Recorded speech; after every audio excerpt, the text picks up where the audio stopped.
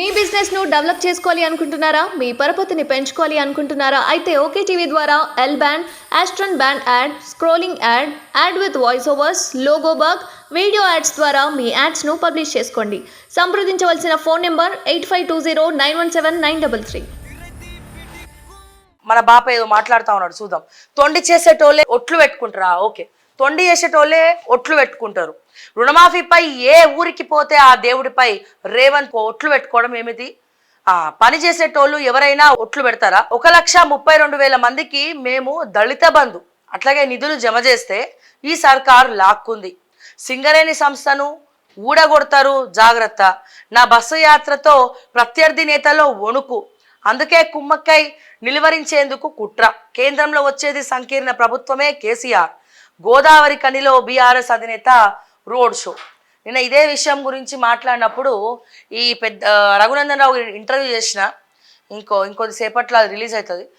Interview చేసిన, ఆ ఇంటర్వ్యూలో అడిగిన, మరి ఏం సార్, మరి మా బాపు కేసీఆర్ అడుగుతూ ఉన్నాడు, చెప్తా ఉన్నారు లైక్ 12 సీట్లు వస్తాయి బీఆర్ఎస్, అండ్ అట్లనే కేంద్ర ప్రభుత్వానికి మా 12 సీట్లే కీలకము, మేము ఏ ప్రభుత్వానికి మద్దతు ఇస్తే అదే కేంద్రంలో ఉంటుంది అని చెప్పి కేసీఆర్ గారు చెప్తా ఉన్నారంటే, ఏం లేదమ్మా, జర వడదెబ్బ కదా, 46 degrees సెల్సియస్ ఉన్నది, మరి ఈ 46 degreesల ఎండల పాపం పెద్ద ఆయన తిరుగుతూ ఉన్నారు, మరి ఆయనకి మరి ఎందుకట్లా వడదెబ్బ ప్రభావం అట్లా చెప్తా ఉన్నారని చెప్పి నేను రఘునందన్ రావు గారు కౌంటర్ ఇవ్వడం జరిగింది. మరి చూద్దాం మరి ఏం జరుగుతుంది. నిజంగానే 12 అంటే ఈ రోడ్ షో జరగకుండా ముందు కూడా అసలు బీఆర్ఎస్ బరిలో ఉంటుందా లేదా, అసలు ఒక్క సీట్ అన్న వస్తుందా లేదా అని చెప్పి అనుకున్నాం.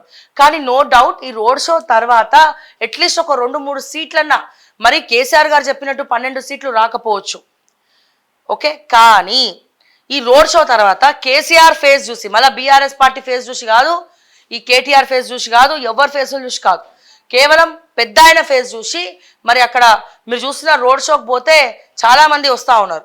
చాలా మంది అంటే రోడ్లు కూడా బ్లాక్ అయిపోతా ఉన్నాయి, చీమలు కూడా దూరే పరిస్థితి లేదు, అంతమంది జన సందోహం కేసీఆర్ని చూడడానికి. కేవలం కేసీఆర్ని చూడడానికి వస్తున్నారంటే కేసీఆర్ మీద ప్రేమతో వస్తున్నారు, బీఆర్ఎస్ పార్టీ మీద ప్రేమతో కాదు. సో అట్లా కేసీఆర్ ఫేస్ చూసి అయినా సరే మరి ఒక 2 సీట్లన్నా గెలిపిస్తారేమో చూడాలి. మరి రోడ్ షో తర్వాత ఏం జరుగుతుంది, ఏంది ఎలక్షన్లో మరి ఈయన రోడ్ షోలు సక్సెస్ అయినట్టా ఫెయిల్ అయినట్టా అనేది ఎలక్షన్లో తెలుస్తుంది, మనకి ఇప్పుడు తెలియదు, రిజల్ట్స్ వచ్చినాక తెలుస్తుంది. రేవంత్ను సిద్దిపేటకు నేనే ఆహ్వానిస్తా, ఇచ్చిన మాట నిలబెట్టుకుంటే సన్మానిస్తా. బీజేపీ కాంగ్రెస్ మ్యాచ్ ఫిక్సింగ్, చెరో 8 ఎంపీ సీట్లు పంచుకున్నారు హరీష్. మరి ఆయన మొన్న రోడ్ షోకి వచ్చినప్పుడు మరి ఎందుకు ఆహ్వానించలే?